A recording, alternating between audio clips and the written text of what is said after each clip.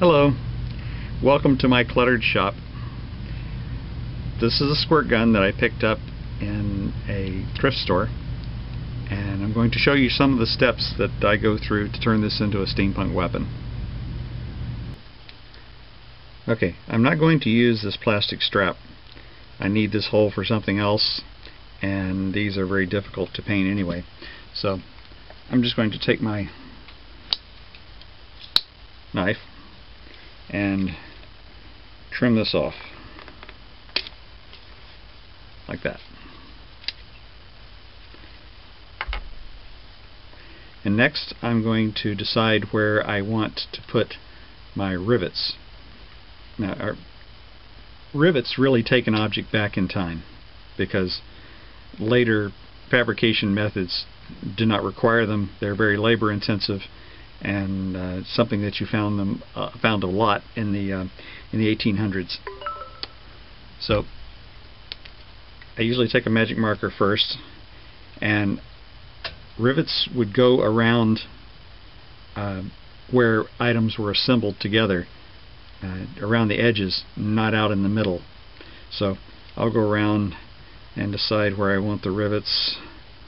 Say one there and there, and then I'll try to equally space them around the perimeter. Doesn't matter if I smudge. This is just I'm just making marks where I would expect rivets to be, and then I'll try to make that a symmetrical on the other side.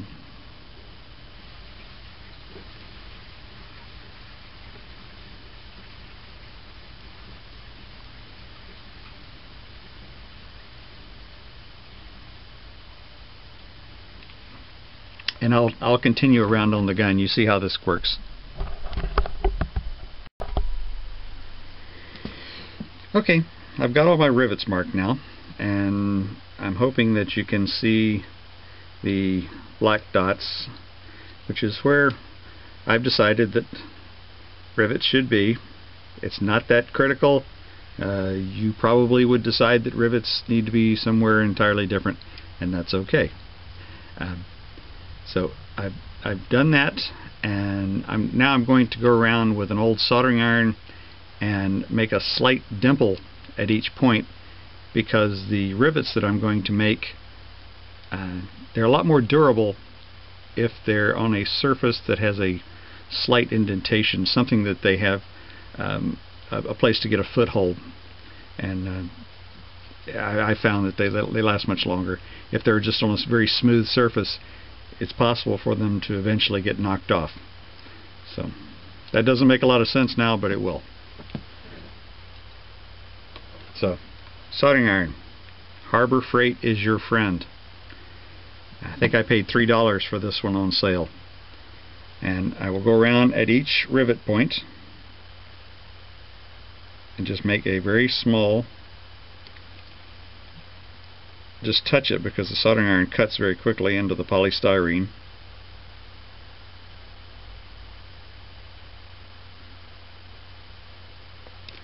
Well, you get the idea. I'll come back on the next step. Okay, now that I've made little dimples where I plan to put all of my rivets, I'm going to take the same soldering iron and distress the surface of the gun to provide some extra realism. I like to look at where the gun would rub going in and out of a holster, where it would hit if it were dropped, possible weapons fire against the weapon. Just let your conscience be your guide, and I will just take the soldering iron and make some gouges, kind of random. Try to keep them random, both in size but I like kind of like make them in the direction of going in and out of a holster. Just some wear marks where the where it's been abused, mistreated. At the same time, I like to look for any lettering on the gun that says made in China, that sort of thing. There usually is something, but I do not see it.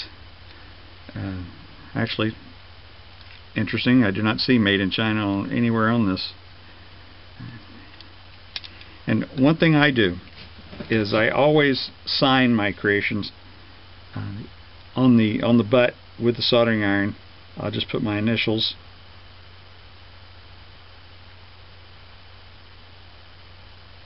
This takes a little practice. It's very easy with a hot soldering iron to go through, but you can always repair that.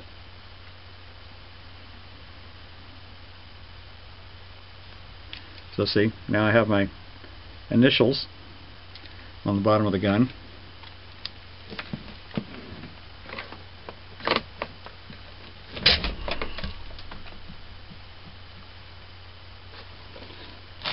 Put that away for now.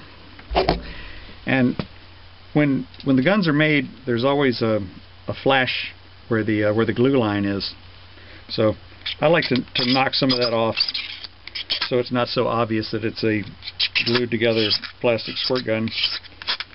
And I just take my knife and scrape the high points off. Okay, I had to stop for a second. I'll continue scraping the flash from the glue line. And I'll also cut off the flash that was created from the soldering iron when I carved my initials, and also from each rivet point, because all I need is a little dent, not the flash that sticks up, because sometimes that can cause the rivet to become a little misshapen.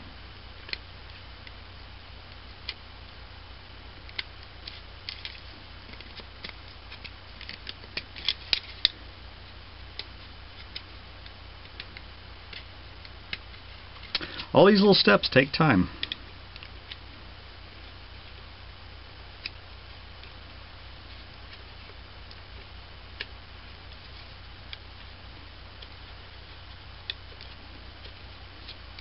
So while I finish all these little fiddly bits, I'll stop the camera and then come back to you.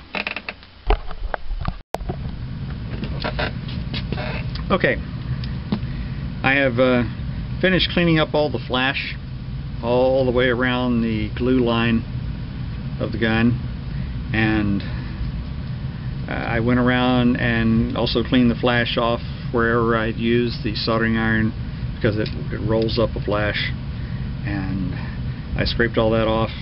So now the gun feels very nice and it's all cleaned up, ready for the rivets.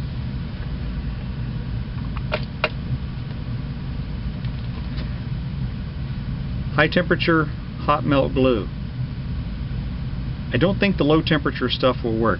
It has to be hot enough to actually bond to the plastic, and it bonds by melting.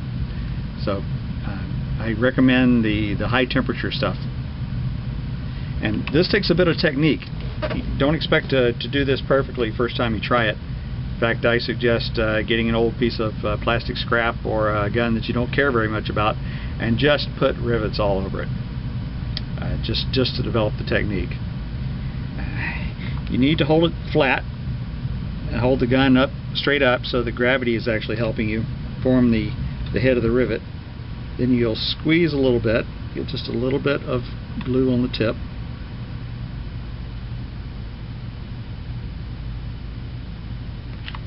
And pull straight away, vertically. And you have to go around this and do this on every rivet. Give the rivet a chance to cool just a little bit before you move to the next one.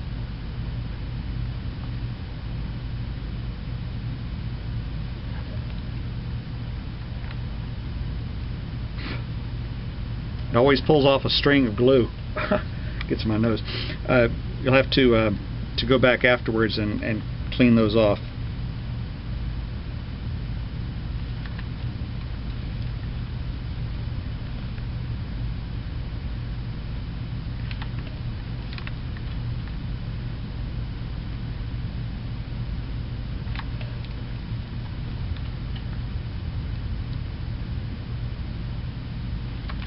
Try to get them as uniformly sized as you can. A little bit of difference is not going to be that big a deal once it's finished, because in the Victorian era when they were actually forming rivets, they didn't come out exactly the same every time anyway. So even working with real materials, but hot melt glue makes a very nice rivet on plastic after it's painted. Occasionally you may have to clean off the tip a little bit. Okay. Especially when I stop and talk.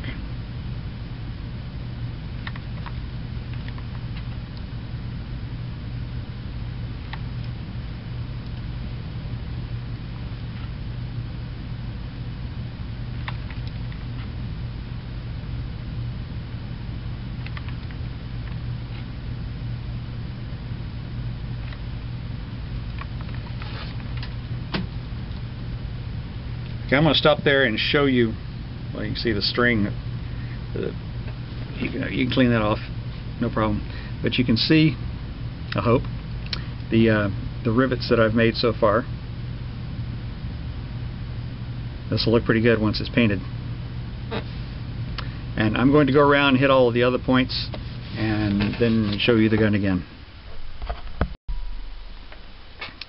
Okay, I've hit all of my intended rivet points, and you can see you have to go back and clean all the fuzz off. It's like almost like spider web. And you can see the little clear rivets now in all the locations.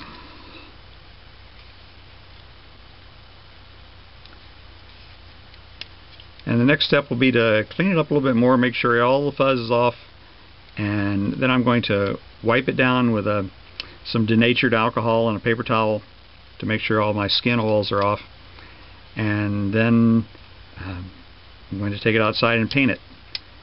I'll try to show you a little bit of the painting operation, but basically I spray paint with Krylon Fusion, the black satin.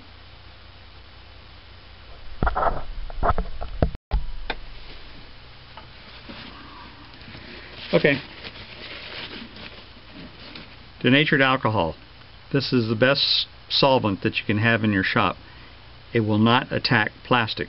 It will semi-remove some paints from polystyrene, but it won't attack the polystyrene itself. It won't attack the hot melt glue, but it does do a very good job of removing oils from the plastic that would affect the adhesion of the paint. And it's also a fairly low toxicity.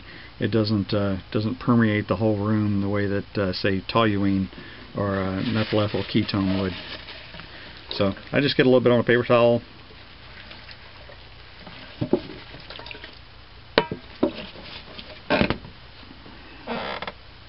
Just take the gun, thoroughly wet it. Wipe it down. The alcohol will flash off pretty quickly.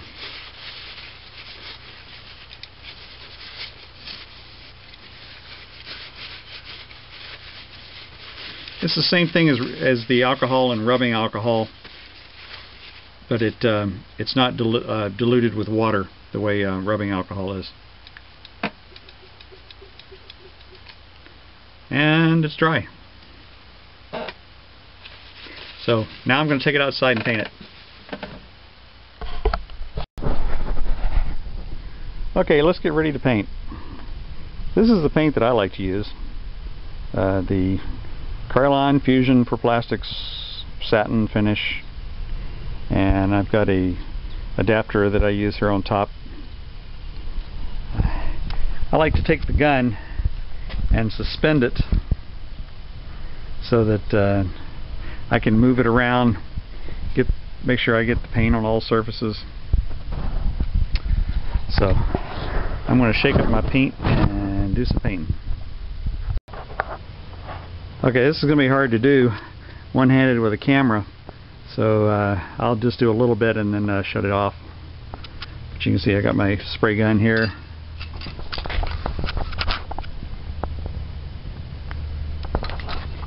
Sorry, it wasn't turned right. Okay, here we go. And I'll just...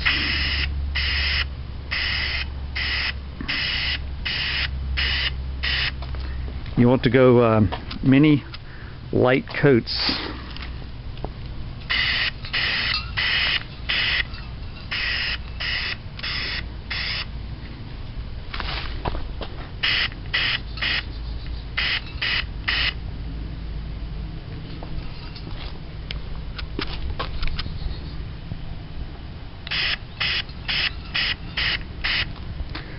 Okay, basically I'll keep doing that, letting it dry just a few minutes between coats. So I'll show you when it's done. Okay, you can see the rivets now starting to pop out a little bit, being more obvious. I hope. Definitely will once the other colors are added. But there will be some places that the spray does not reach, and you'll see them. Don't worry about it. Don't try to make the spray reach them, because you'll just end up globbing the paint. We'll come back later with a brush and some acrylic, black acrylic, and touch up those areas, and everything will be fine. So we'll let this dry now, and then continue in a little bit. Okay, I've got the gun back inside now, and I see some spots that obviously the spray paint did not cover well enough. So that's always true. The spray paint just will not penetrate crevices. So it's hard to beat good old Tester's model paint for adhering to plastics. So my next step will be to shake up my paint, get out my paintbrush, and touch up the areas that I did not cover with the spray paint. So I'm not going to film this part, it's just too simple.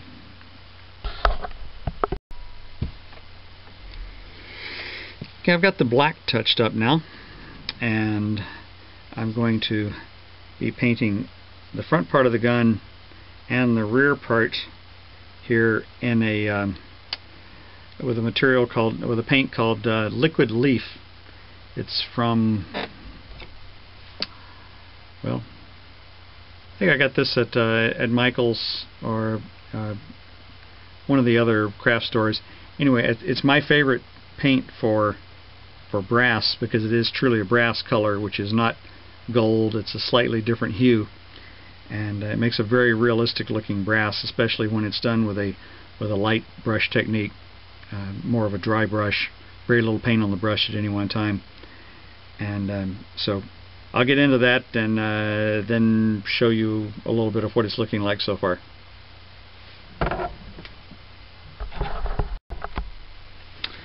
Okay, show you a little bit of how this is progressing. See, I've got a little bit of this front part painted, and I'm just continuing to add just a little bit of paint to the brush, and fill it in. You can see I'm not trying to do an excellent job of coating, especially in the places where I made the little gouges, because I want them to look dirty. And around the rivets, I do kind of hit and miss, let the rivets kind of shadow the paint, and so that it kind of makes the rivets pop out a little bit more. It looks like a little bit of dirt accumulated around the rivets, a little bit of realism. So I'll continue with that and the back part.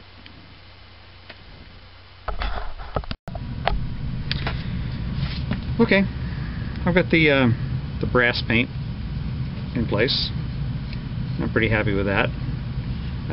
Next thing I want to do is paint this area in an antique copper.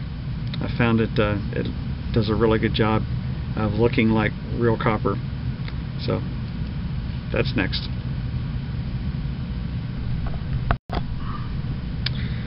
Okay, here's the paint I'm going to use. It's just an acrylic, very simple water-based paint, and I'll shake it up and pour some in an old lid. Doesn't take much. And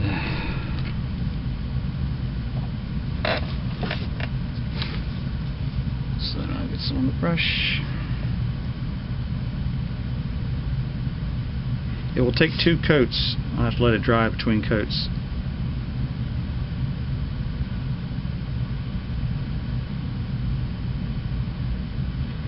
It has a lot of metallic in it, so it really looks like copper with some age on it.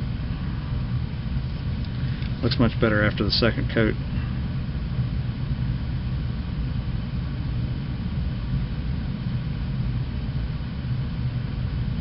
Get an idea what the first coat looks like there. I'll finish it up and show you again. Okay, finished with the reservoir, and I went ahead and painted the muzzle base also the same antique copper. The next thing I'm going to do is to paint the handle brown. I just like brown for my handles. That's a personal preference, as are all the other color selections.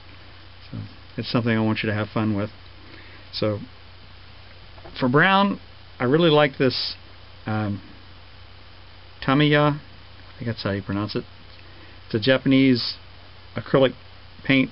It's made especially for models. I found it to be very durable, and it'll also take about 2 coats. So I'm going to put that on now.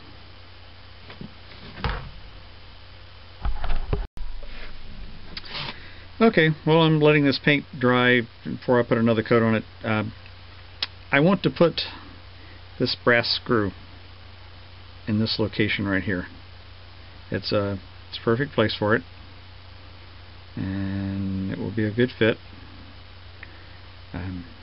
But this brass screw is a little shiny, so I'm going to take it and put it in a vise and heat it with a torch to get some oxidation on it. So let's go take a look at that.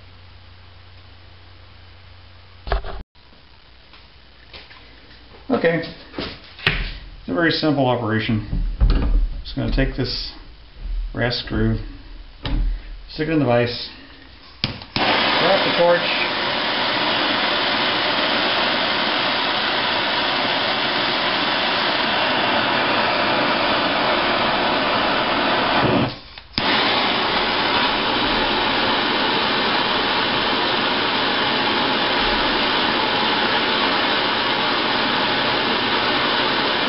you want to heat the screw head until it just gets to kind of a dull red.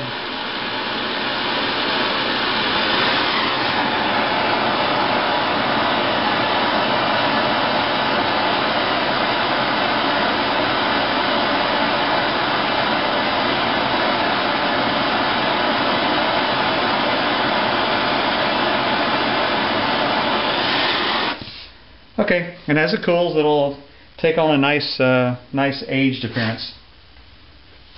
That's all there is to that.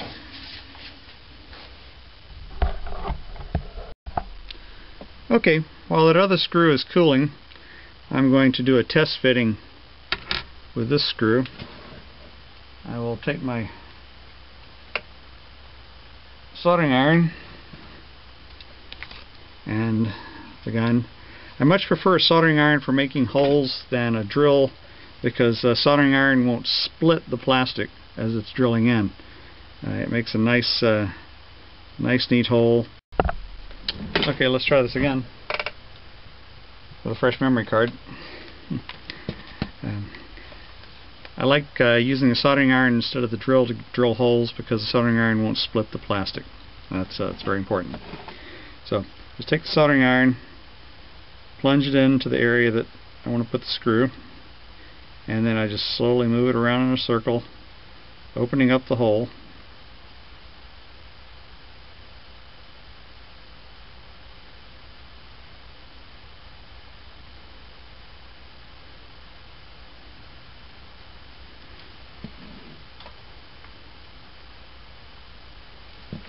I'll test fit the screw.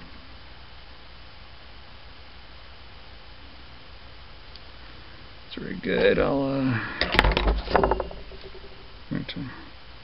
Plastic's still warm, so I'll tighten the plastic down against the screw,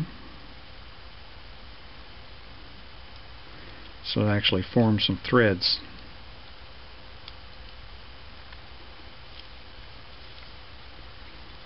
And then it hardens, and I can take the screw out,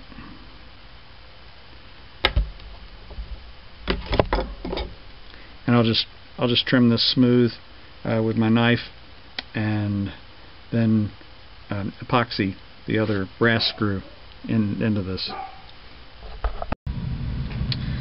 Okay, I want to add a vacuum tube back here on the back section, so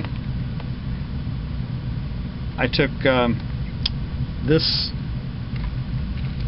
or a bulb just like this, a used halogen, quartz halogen headlight bulb, and I cut it down to what you see here, and I'll glue that on the back section. I'll show you here in just a minute.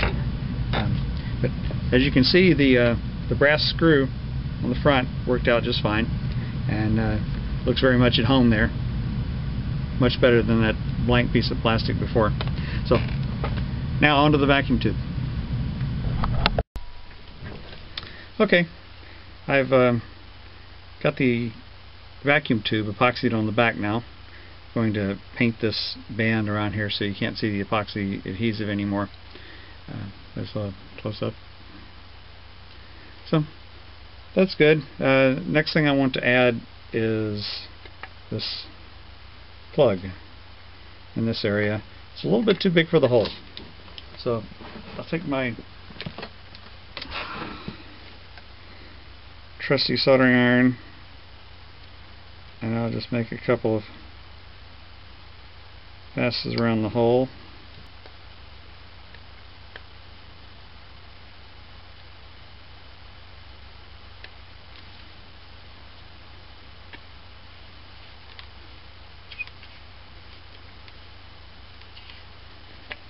I want it to be a close fit if I can. Rely less upon the glue.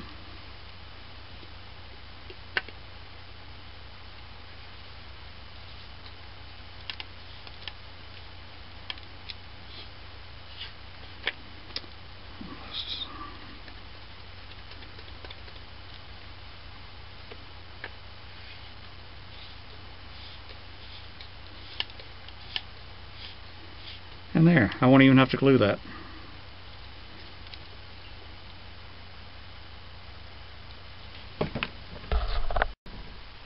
Okay, I want to add this candlestick holder as the muzzle. Give it a little extra length and take it further from looking like a squirt gun. So, in order to do that, I need to punch out the nozzle that's there and open the hole just a little bit so I can fit that in there. And once again, I'll go back to the soldering iron. I'll just plunge that in.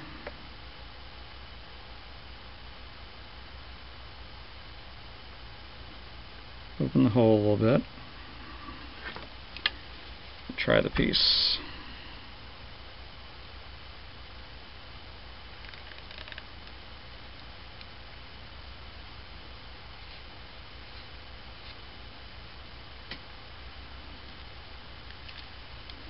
Okay, that's actually a very good fit on the first try.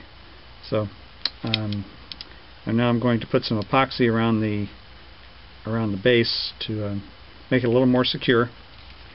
And then we'll go on to the next step. Okay, the muzzle's in place and the epoxy's set now. So I made up this little piece.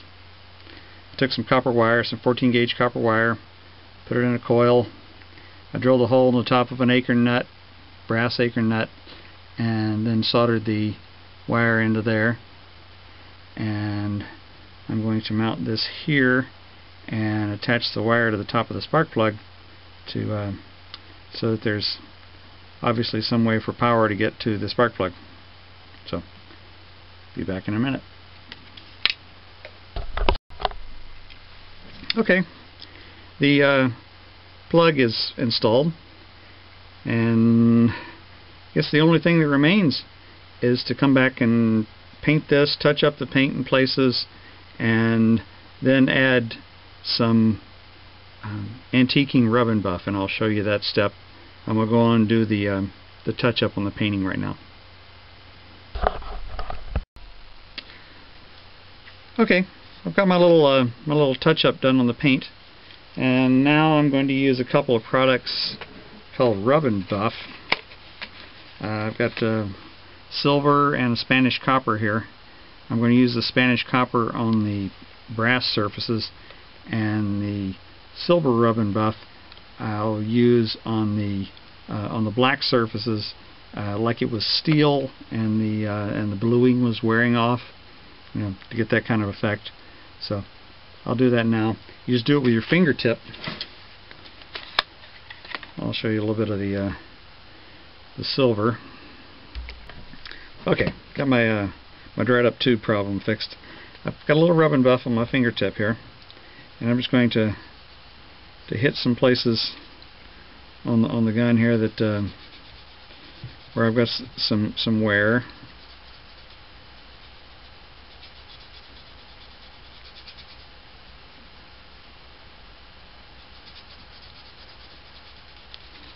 And I'm going to just rub it in firmly.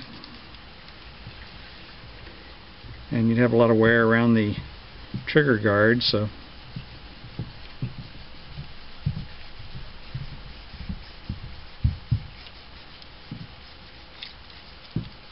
it just really gives a metallic finish to the surface.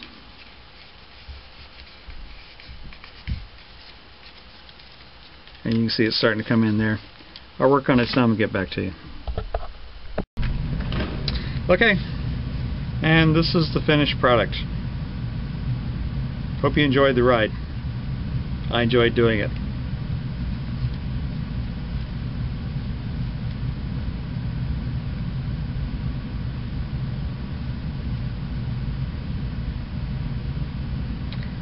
Thanks a lot.